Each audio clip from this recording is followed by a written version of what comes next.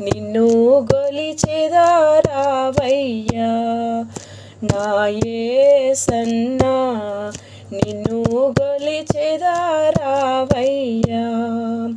చెప్పుకొందునో రావయ్యా నా పాపంబుల్, ఒప్పుకొందునో రావయ్యా.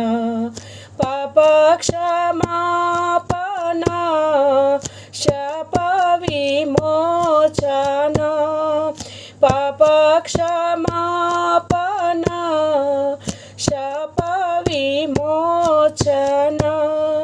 పాప బంధితో నాకు చూపిన ప్రేమకై, పాప బంధితో నాకు చూపిన ప్రేమకై, నిన్ను గొలిచెదారావయ్యా నా యేసన్నా, నిన్ను